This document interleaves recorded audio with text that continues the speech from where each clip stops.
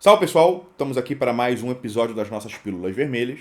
Hoje a gente não vai ter, o recurso high-tech e aceleracionista e pós-moderno e tecnocêntrico de dividir a tela e botar uma imagem aqui do lado. Hoje não precisa, hoje o tema não precisa.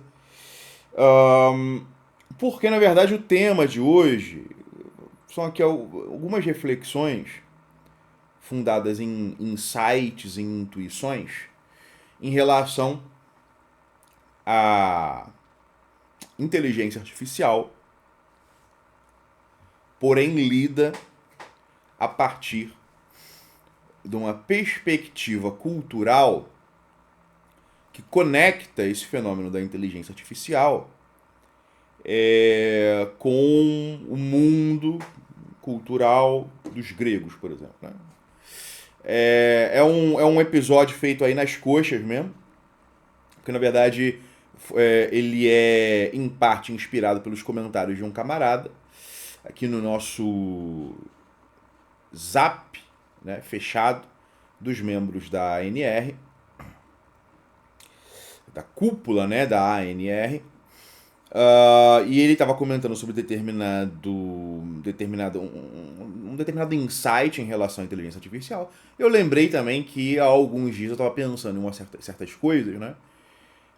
Que eu acabei não desenvolvendo, porque foi só uma intuição mesmo, que depois eu deixei para lá e que não me parecia suficientemente bojuda para permitir a produção de um texto e por aí vai. Mas para jogar conversa fora, para falar groselha aqui no episódio das Pílulas Vermelhas, é suficiente, é interessante, ainda mais somando aí com um outro insight do camarada Fleck.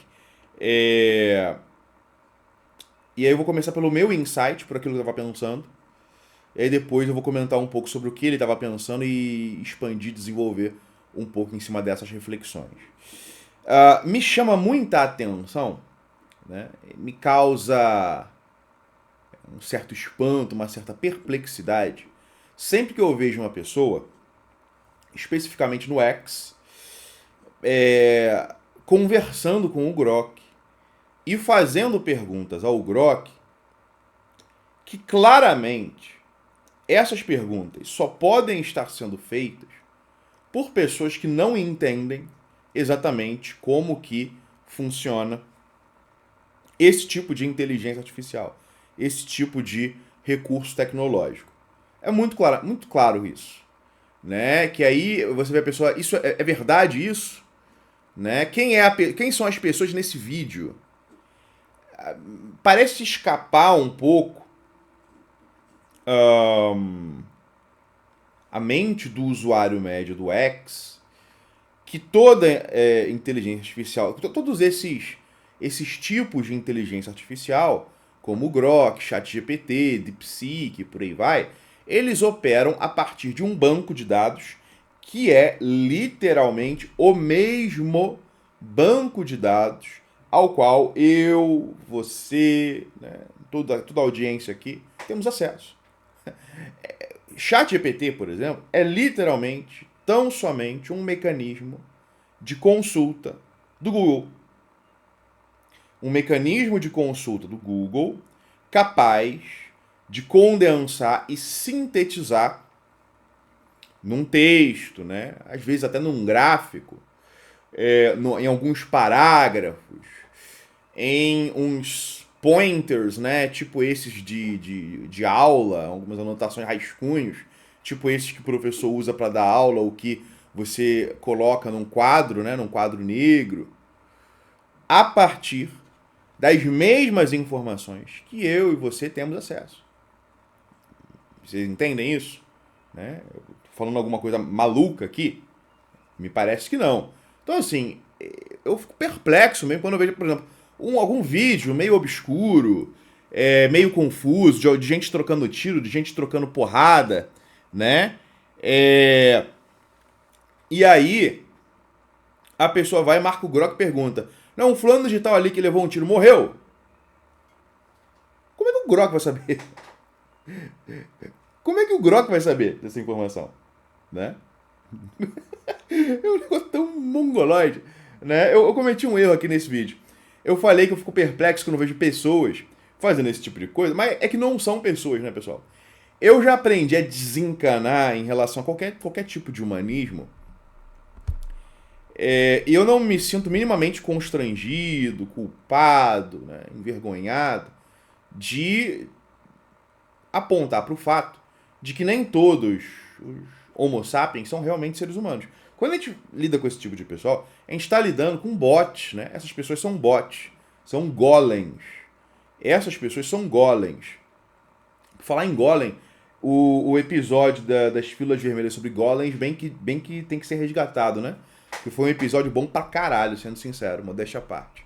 Mas enfim, essas pessoas são bots, são golems, não são seres humanos. São pazus, são homens animais, tá? Essas pessoas apenas simulam realidade, mas elas não são reais, elas não são de verdade, tá? São bonequinhos, tipo personagens ali da Matrix. São bonequinhos, pessoal. Não são pessoas de verdade, tá? Porque pessoas de verdade não se comportam dessa maneira. Pessoas de verdade não se comportam dessa maneira. Mas enfim, tem gente que tá lá no X. E aí você às vezes narra algo que é algo que você, por exemplo, ouviu de primeira mão. Pessoal, eu falei isso talvez na live de ontem ou de anteontem, não interessa. Aquilo que nós temos de informação pública e disponível sobre uma série de eventos é a pontinha do iceberg. Porque existe uma imensidão de lost media, ou lost history, né, em relação ao passado. E a realidade é uma grande deep web. Né? Eu conheço pessoas famosas, né, algumas pessoas aí enfim, do mundo intelectual, do mundo da política, e elas já me contaram coisas que não estão no Google, que não estão em qualquer buscador, que não estão na Wikipedia, que não estão em qualquer site. E já aconteceu de eu postar alguma coisa narrada por alguma uma figura dessas, um intelectual, como testemunho em primeira pessoa, e alguém vir marcar o Grok. É verdade isso? Como é que o Grok vai saber? Como é que o Grok vai saber? Tá entendendo? Por isso que eu digo, essas pessoas não são reais. Não são pessoas de verdade. Eu não sei se trata de uma questão de QI, porque obviamente não temos os dados para poder chegar a essa possibilidade. Né? Não foi feita ainda uma pesquisa, né, sobre tipos de usuário do X e seus respectivos QIs médios, né, para ver se o usuário que conversa com o Grok e que fica pedindo ao Grok confirmação sobre coisas que são impossíveis do Grok saber, se eles têm um QI mais baixo. Talvez sim, é possível que sim, mas eu não vou recorrer a essa explicação de QI, seria uma explicação talvez vulgar e fácil demais, mas eu vou abordar isso por um outro ângulo. Um ângulo que, junto com a reflexão seguinte, vai me ajudar a chegar a uma determinada conclusão. Deixando de lado a questão do QI e esse tipo de coisa, eu percebo claramente nesse tipo de comportamento, né, que causa perplexidade em seres humanos, um óbvio primitivismo. Tem aí uma dimensão meio totêmica, tem um certo primitivismo aí. Como eu falei, não elaborei em texto, nem nada, são só intuições, só insights. Mas eu percebo claramente aí uma espécie de primitivismo espiritual, um certo fetichismo espiritual, que em primeiro lugar está na contramão da narrativa da dessacralização da modernidade. Uma das teses mais difundidas sobre a modernidade é que ela representa, ou que ela acompanha, ou que ela causa, ou é causada por uma dessacralização, né, um afastamento dos anjos, demônios, fadas, deuses, Deus, dos milagres, etc, etc. Mas isso é bem questionável, né? Mesmo de uma perspectiva guénoniana, a gente teria que dizer que a modernidade ela é mais caracterizada e talvez crescentemente caracterizada por uma religiosidade invertida ou pervertida, ou uma pseudo-religiosidade, ou uma falsa religiosidade, ou uma religiosidade demônica, do que por uma objetiva dessacralização, né? É claro que o nível mais superficial disso é o fato de que, derrubados os velhos ídolos, erguem-se novos ídolos. A ciência, né? A ciência diz que, segundo a ciência, de acordo com a ciência, e por aí vai, né? Toda vez que você vê alguém falando em a ciência com C maiúsculo, e inclusive antropomorfizando a ciência, como se a ciência dissesse coisas, como se a ciência tivesse posicionamentos ou qualquer coisa do tipo, você está diante de um discurso que é um discurso inegavelmente religioso, tá? E tal como alguns ergueram a ciência como um desses novos falsos ídolos, outros erguem o marxismo, e por aí vai, né? Não faltaram, na verdade, em alguma medida, o século XX é um século politeísta. Né? É um século politeísta. Mas não é um politeísmo tradicional. Né? Não é aquele politeísmo enraizado em uma determinada vivência tradicional da realidade e com uma projetualidade, né? Falando heideggerianamente, uma projetualidade para o sagrado, para o céu, a transcendência, ou coisa do tipo. Né? Não se trata disso. Mas existe aí um politeísmo, né? Aquele filho da puta, né? Do Neil Gaiman, ele até teve um insight bem interessante sobre isso naquele... Eu não lembro se originalmente é um livro ou uma banda desenhada, mas naquela obra dele, American Gods, né? Depois virou uma série. Eu não vi a série, não sei nada da série, tá? Imagino que é ruim. Mas ele teve um insight ali naquela American Gods, no sentido de que ele retrata naquela obra a emergência de novos deuses, né? Ali ele pensa a religião de uma maneira pseudo-junguiana barra pseudo-ocultista, né? Em que os deuses não passam de egrégoras, né? Os deuses não passam de arquétipos que operam como egrégoras e que aí são alimentados e fortalecidos ou enfraquecidos com base no culto, na adoração, na fé das pessoas, dos seus seguidores. Então, na medida em que mudam os objetos de adoração, de culto, de fato adquirem consciência a partir da matéria inanimada novos deuses. Tá? Isso é um insight bem interessante. Apesar de existir um certo aspecto meio vulgar nessa maneira como os deuses são pensados, não deixa de ser um insight interessante, né? Mas, enfim, é isso que eu quero dizer quando eu digo que o século XX é um século politeísta. Algo que foi intuído em alguma medida pelo Nietzsche,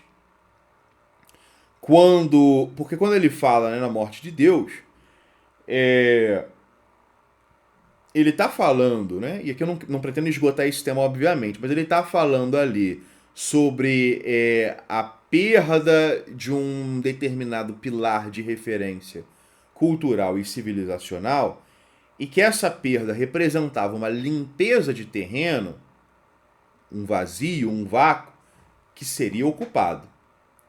E aí a questão é, você pode buscar ocupar esse vazio, né? Ali naquilo que a gente pode interpretar como sendo uma fórmula nietzschiana, a partir da criação, da construção de uma nova tábua de valores, porém dessa vez valores que dizem sim à vida, valores afirmativos, valores aristocráticos, ou você pode simplesmente deixar que qualquer coisa ocupe o lugar. E, bem, a civilização ocidental escolheu a segunda opção, deixou aí um monte de ídolos ocuparem o lugar de Deus. Um processo que já estava acontecendo no século XIX, mas que alcança o seu ápice, obviamente, no século XX, tá? E aí, beleza, esse século XX é um século, como eu falei, politeísta. Existe uma espécie de pseudo-paganismo, de falso paganismo, de antipaganismo ou de paganismo invertido, que caracteriza muito bem o século XX e o século XXI. Porque, em alguma medida, nós ainda estamos vivendo nas consequências do século XX. Não superamos ainda realmente o século XX. Talvez superemos, talvez não.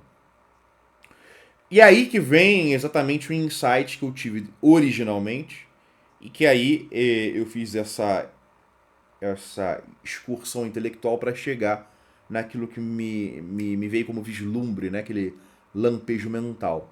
Esse pessoal aí tá tratando, ai meu Deus, o Grok como se fosse a porra do novo oráculo de Delfos, caralho. Se liguem só nisso. Vejam se não é verdade. Os filhos da puta, esses normes de merda, bots do caralho, golems, pazus desgraçados, eles estão tratando NPCs, né? É o raio do Dasman heideggeriano aí. Esse pessoal tá tratando o Grok como se fosse a porra do oráculo de Delfos, né? Tipo, por exemplo, como quando o Sócrates vai ao oráculo para saber quem é, né, o homem mais sábio, etc, etc. E esse pessoal tá fazendo a mesma coisa. E aí, deixando de lado o espanto inicial e a perplexidade inicial que esse lampejo causa, vejam só. De fato, o homem moderno, né, o homem contemporâneo, não é mais um homem moderno, é um homem pós-moderno. O homem pós-moderno, o homem contemporâneo, ele atribui dons oraculares à inteligência artificial por causa da maneira mistificadora através da qual ele enxerga o funcionamento e a natureza dessa tecnologia. É um tipo de leitura, é um tipo de abordagem. Por isso que eu falei em primitivismo e em fetichismo religioso. Mas é um tipo de abordagem, né, que lê essa tecnologia especificamente a partir de uma lente supersticiosa e que projeta ali no objeto em questão uma dimensão mágica que ele não possui realmente, né? E essa operação é feita sem que o desgraçado ali, o Untermensch, né, o infra-humano, sem que ele perceba que ele está fazendo isso. Que ele está basicamente atribuindo uma dimensão oracular, mágica, mística, sagrada, de enunciação de verdades ocultas. Por quê? O oráculo, a função do oráculo é desvelar aquilo que está velado, né? E é nesse sentido que ele é revelador da verdade. Verdade no sentido de aletheia, né? No sentido de desvelamento e por aí vai. E a função do oráculo é exatamente esse desvelamento através de um tipo de operação que possui uma dimensão espiritual e sagrada, né? Em alguma medida, a gente pode entender um pouco melhor disso que eu estou falando, só especificamente esse papel do oráculo como revelador da verdade, mas isso não é muito desenvolvido, não, né? Mas enfim, na obra do Heidegger, A Origem da Obra de Arte, tá? Ali sobre como ele fala, né, do papel, por exemplo, do poeta, do filósofo, da religião enquanto tal, e do construtor de Estado, do fundador da polis, como sendo veículos, né, do desvelamento, veículos da emergência, do florescimento, do aparecimento da verdade. E ainda que o Heidegger não desenvolva, porque ele dá mais atenção à poesia, né? Mas ainda que ele não desenvolva especificamente esse aspecto religioso, daquilo que, enfim, nós, né, num sentido geral, sabemos sobre a religião helênica, sobre o papel fundamental dos oráculos, né, no sentido de que aquilo que acontece para os abraâmicos num livro, né, o momento da revelação, aparece, se manifesta para os gregos no oráculo. O oráculo é a instância do desvelamento através de uma via religiosa, tá? É aí que, nesse sentido, a gente está falando efetivamente de uma paródia da função oracular. E isso casa muito perfeitamente com essa atitude servil, né?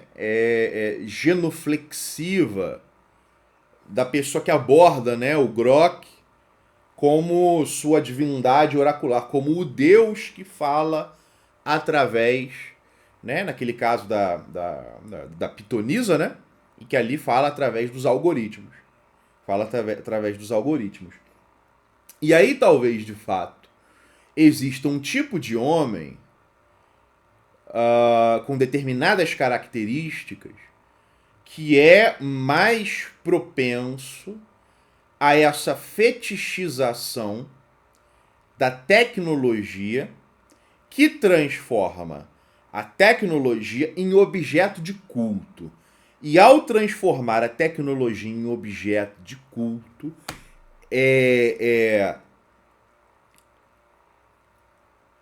empreende a inversão final do mundo da tradição. Ok? Tem aí algo nesse processo empreendido aí por esses malditos pazus, dazius, NPCs, etc, etc. Tem aí algo landiano, né? No sentido Nick Land, mas o Nick Land especificamente da época da ontologia orientada ao objeto, no sentido de que a matéria bruta da técnica, que opera por algoritmos,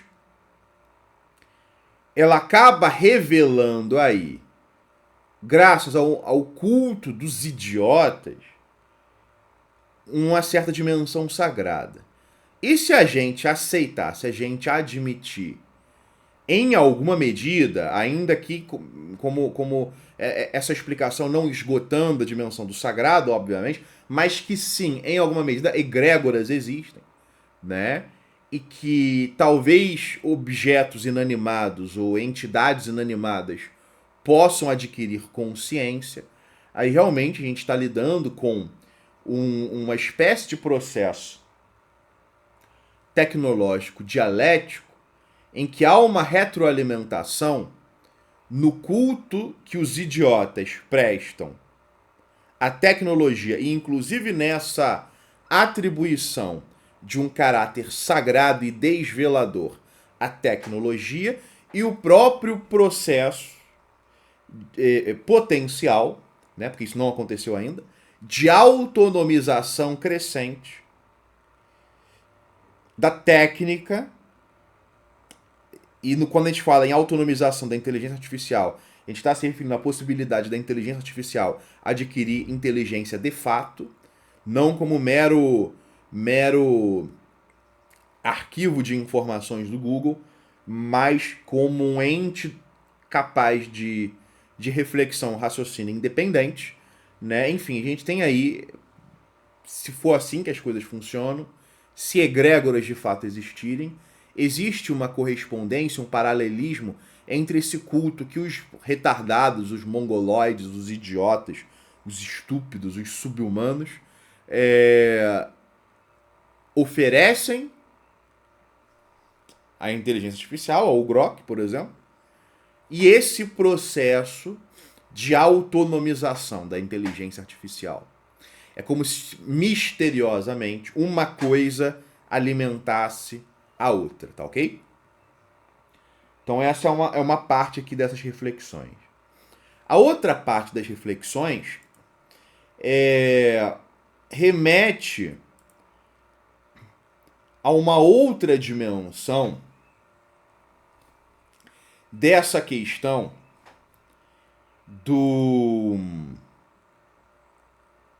da inteligência artificial. Né? Uma outra questão da inteligência artificial. Que um camarada comentou. Que ele comentou o seguinte. De uma maneira muito, muito breve, aí depois ele comentou mais algumas coisas. E talvez ele escreva um texto especificamente sobre isso, porque acho que isso merece um texto. E talvez esse meu comentário sobre o caráter oracular, ou mais especificamente pseudo-oracular, da inteligência artificial também mereça um texto, né? Mas o camarada disse o seguinte, hoje, ainda agora, tem pouco tempo, que as IAs serão os novos daimons. Né? Que as IAs serão os novos daimons. O pessoal que tem uma leitura básica de filosofia sabe que o Platão, através da boca do Sócrates, fala ali, né, sobre o daimon, sobre o seu daimon, que através do contato com o seu daimon, o Sócrates iniciou ali a sua senda filosófica, né? É claro que existem algumas diferentes abordagens em relação ao daimon, claro, obviamente, mas em alguma medida, se a gente levar a sério uma certa perspectiva religiosa helênica em relação ao daimon, o daimon pode ser entendido seja como uma espécie de Deus pessoal, vinculado intimamente ao seu próprio espírito imortal, né? Quando a gente pensa na divisão tripartite do ser do homem, né? A típica divisão indo-europeia, mas que não permaneceu em todas as culturas de raízes indo-europeias, mas enfim, a típica divisão tripartite do homem na cosmovisão indo-europeia o divide em corpo, alma, espírito, né? Os tomistas depois falam em corpo e alma, mas eles dividem a alma em duas partes, né? Então eles chamam o espírito de alma, mas colocam o espírito como sendo a parte imortal da alma, tá? Mas é uma perspectiva tributária das mesmas raízes. Você vai ver alguns autores que, levando em consideração essa tripartição, vão dizer que a voz do daimon é a voz do próprio espírito do homem. Outros vão colocar o daimon como se fosse uma espécie de divindade tutelar daquela alma, daquele homem. Como se fosse um anjo da guarda. O Crowley, ao modo dele, né, no século XX, ele vai interpretar aquilo que os antigos gregos se referiam como daimon, precisamente como sendo o sagrado anjo guardião ali da Telema, né, do Telema, com o qual você tem que se conectar para descobrir a sua verdadeira vontade ou alguma coisa do tipo. Mas enfim, a gente consegue resumir essa noção do daimon como sendo, de fato, uma espécie de voz interior, uma espécie de consciência separada da sua própria consciência. Interpretações contemporâneas da neurociência vão dizer que os gregos tomavam a voz da sua própria consciência como sendo a voz dos deuses, como sendo daimon, né? Eu não sei se é bem isso daí, me parece que é de novo o homem contemporâneo subestimando os antigos, né? Os povos antigos. Não sei se é bem por isso aí, não. Mas, enfim, eu acho que dá para ter uma ideia aproximada do que pode ser esse daimon e de algumas abordagens e de algumas maneiras pelas quais o daimon pode ser visto, né? E aí o camarada em questão, ele expande um pouco essa reflexão da seguinte maneira, né, em relação a IA como daimon. Porque me parece, e é verdade, me parece bastante intuitivo que com o passar do tempo vai ser cada vez mais possível personalizar inteligências artificiais. As inteligências artificiais que cada um usa vão ficar cada vez mais dessemelhantes umas em relação às outras, mesmo que se trate inicialmente de uma IA da mesma empresa, do ChatGPT 2099, do DeepSeek, né, daqui a 10, 20, 30 anos, do Grok, ou quer que seja. Existe uma base que vai ser a mesma, vai ser compartilhada, mas vai ser cada vez mais possível e mais fácil, até para quem é leigo, até para quem é completamente ignorante, você ter uma inteligência artificial completamente personalizada. Absolutamente personalizada. E aí, exatamente na medida da sua personalização, vai ter a sua própria biblioteca digital de referência, vai ter os seus próprios filtros, inclusive filtros ideológicos. E aí, talvez esses filtros ideológicos não sejam tão personalizáveis assim. Pode ser que já venha com filtros ideológicos embutidos e hard-coded, né? Tal como em alguma medida o Grok, o ChatGPT também, tem filtros ideológicos. Então vai ter a sua própria biblioteca digital, seus filtros ideológicos, as pessoas vão poder personalizá-las, né? E aí, de quebra, alguém até comentou aqui. Alguém até comentou aqui que Daimon, né? Daimon AI, né? Em maiúsculo. Um outro camarada comentou aqui no nosso chat que isso me remeteu à história dos anjos da guarda. Por acaso eu acabei de falar isso, né? Eu não tinha lido esse comentário do camarada. Mas os anjos da guarda serem deuses pessoais ou divindades protetoras de si e do lar. De fato, de fato. E aí eu acrescentei o seguinte. Imagina, por exemplo, quando a gente fala aí nesse caráter da inteligência artificial potencialmente como daimon, vejam a descrição que eu dei do daimon no início dessa parte. Agora imaginem a possibilidade de você embutir essa inteligência artificial infinitamente personalizável em um sucessor, porque não funcionou o projeto, mas num sucessor do Google Glass. Aquele óculos, né, que parece aquele visor de medição de Ki do Dragon Ball, do começo do Dragon Ball Z. Imaginem essa IA puramente personalizável e embutida ali.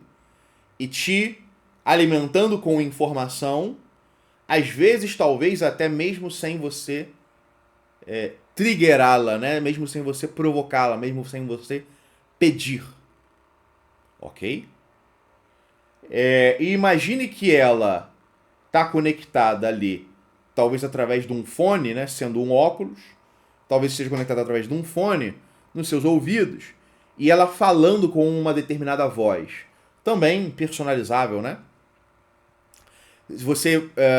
Eu acho que muitos homens vão preferir personalizar essa voz com essa IA com uma voz feminina, o que remete até às fravashis persas, né? Que são também uma expressão de uma determinada concepção do espírito que me remete muito bem àquela dualidade sexual animus-anima, né? É o caso das valquírias também. É uma coisa que fica um pouco obscura, a maioria das pessoas não percebe, mas as valquírias, elas são pessoais. De modo que, se a gente obviamente olhar a partir de uma perspectiva talvez neoplatônica, porque bem, a gente está falando de religiões que têm a mesma raiz indo-europeia. A gente olhar a partir de uma determinada perspectiva hermética ou neoplatônica, etc, etc, as valquírias, elas são os daimons. Elas são interiores. E elas são pessoais. Tal como as fravashis, né? E bem, como existe essa pressuposição de que quem é atendido pela fravashi, né? Ou pela valquíria é um homem, tem essa questão, né? Do homem atendido ali por um espírito tutelar feminino, né? Mas enfim, aqui eu já estou numa digressão sobre releituras da religiosidade indo-europeia. Eu estava falando sobre personalização da voz. Os caras vão botar, obviamente, vozes femininas nesse daimon, né? E para além do sucessor do Google Glass, imagina o que isso significa numa época de universalização do Neuralink ou de tecnologias análogas ao Neuralink, em que uma parte da humanidade vai chipar a si mesma por considerar que isso otimiza uma série de funções, uma série de interesses, atribuições e por aí vai. Então você vai começar, você não vai estar ouvindo de fora para dentro, através do ouvido, né, do ouvido externo, da orelha, vozes. Você vai estar recebendo diretamente no seu cérebro, ali, enfim, nos mecanismos de recepção do sentido da audição, a voz, nesse caso a voz de uma mulher, te explicando coisas, te dando sugestões, dizendo o que você deveria fazer, o que você não deveria fazer, dizendo quais os cogumelos da floresta são comestíveis, né? Insano, não é? Não é insano isso daí? E novamente, sem estar falando aqui de algo que parece que pretende imitar algo que pertence ao mundo da tradição, que é o daimon, que é essa busca pela conexão com o daimon, que como diz Heráclito, né, ascultando ao logos, né? Essa voz que você ouve, que é a voz dos deuses, ou do daimon, ou do seu espírito, ou do logos, etc. E você substitui isso daí por uma porra de um artifício técnico. É uma paródia, né? Tal como descrito pelo René Guénon, nós estamos na era da paródia. E cada vez mais o caminho que a tecnologia está tomando é um caminho de substituição de todos os mecanismos e instituições e fetiches e superstições, etc, etc, etc, das várias religiões, de todas as religiões, né? Bem, daqui a algum tempo a tecnocracia vem com um messias, né? Um messias sacrificado ou coisa do tipo. Daqui a pouco acontece o quê? Algum grupo de amigos da humanidade, porque evidentemente nesse tipo de cenário maluco, futurista, sempre tem a galera neoludita, né? Os inimigos da tecnologia, com os quais eu simpatizo, obviamente. Vão pegar um robô e vão espancar o robô e crucificar o robô e e mutilar o robô, etc, etc. E tá aí, ó. Tá aí o falso Cristo da grande paródia, né? Mas é isso. Eram só uns insights, né? E aí, a título de conclusão, é exatamente isso que eu estava falando aqui, sobre o fato de que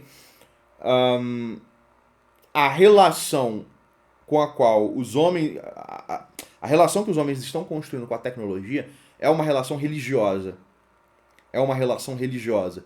E muitas vezes essa relação religiosa é estabelecida sem que, ao menos, as pessoas que estão nisso percebam o que elas estão fazendo, como elas estão portando e de que maneira elas estão suprindo talvez determinados vazios, determinadas ausências ou deficiências através da tecnologia, através da técnica, né?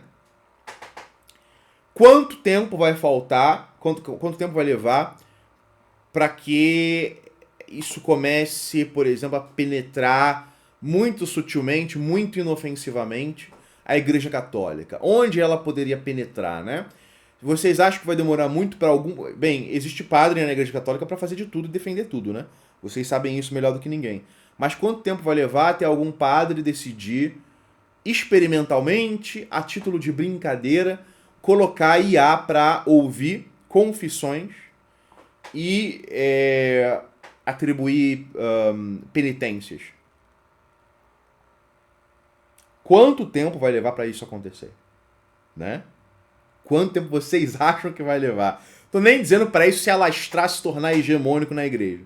Para um padrezinho, né, em São Paulo, né, esses padres aí que usam camisa colada ou coisa do tipo e que fazem demonização facial. Um padre desses aí em São Paulo, em Nova York, em Paris, em Berlim, o cara bota uma IA para ouvir confissões e atribuir penitências. Quanto tempo vai levar isso daí? Né? Então, olha só, pessoal, a gente está caminhando numa direção que é uma direção extremamente perigosa. E é uma direção na qual, crescentemente, o homem vai sendo deslocado e vai sendo cercado. Porque, veja só, cada vez mais, por essa lógica, quando a gente pensa em religião, né, religio, né, a gente pensa até na função do pontifex, o construtor de pontes. Que pontes? São aquelas pontes que, tal como a Yggdrasil, de Escandinava Memória, nos conectam, aqui na Terra do Meio, a uma dimensão superior, a uma dimensão transcendente, a uma outra realidade superior a nós, suprema, celestial, urânica. Né? Então, assim, isso remete ao que está acima de nós, tá? Só que esse acima de nós não é mais o céu, né? Como os mongóis diriam, o eterno céu azul. Aquela expansão magnífica do azul, em que, obviamente, quando a gente olha para aquilo, especialmente na estepe, aquele céu azul sem nuvens, não perturbado por montanhas ou florestas ou outros tipos de acidentes, apenas o infinito, né? Infinito céu azul, é assim que os mongóis se referem? Não lembro agora. Mas você consegue ver que há algo de sagrado ali, ou que aquilo é, enquanto realidade, um símbolo, propriamente um símbolo de um outro céu, de um céu sagrado, que se oculta por trás do céu visível, tá? É muito óbvio isso. Basta você bater os olhos e ver. Mas agora, nessa realidade, é como se, por sobre o ser humano, houvesse uma redoma tecnológica. Quando você quer se conectar com o sagrado, com o transcendente, agora a intermediação é puramente técnica. Se dá através de um robô, se dá através de uma inteligência artificial. Então o homem é deslocado do centro, na própria Terra, E quando ele olha para o céu, em busca talvez de socorro, o próprio céu não é mais o céu. Tal como o céu é um simulacro desse céu transcendente, existe agora o simulacro do simulacro, que é um céu que não é mais nem o céu material, nem o céu transcendente. É um céu também simbólico, mas que é representado por essa posição tutelar, desveladora, auxiliadora, pseudo-espiritual, que a tecnologia, e a tecnologia inteligente, especificamente a inteligência artificial, assume, né? Então o céu é ali o símbolo do céu sagrado, e esse novo céu é um outro céu que é colocado também como um símbolo, um outro tipo de símbolo, ainda mais distante, obviamente falso, né? Então, assim, eu acho essas tendências muito perigosas. Porra, de novo eu achei que ia ser uma pílula vermelha de 15 minutos, tá aí 45 minutos, 50 minutos. Eu vi até que virou meme, lá numa macumbaria esotérica, né? Eu vi alguém comentando que quando postaram ali um labubu meu, ou o que quer que seja, você aperta ele, aí um camarada comentou ali que ele narra, né, uma pequena pílula de apenas 45 minutos, né? Mas, enfim, é isso aí, a pílula vermelha de hoje. Como era um insight que eu fui desenvolvendo aqui nas coxas mesmo, na pura intuição. Eu acho que tá bom, não tem problema. Pílula vermelha de hoje tá paga, tá feita. Amanhã talvez eu faça uma resenha aqui, não sei do que. Então é isso, até a próxima.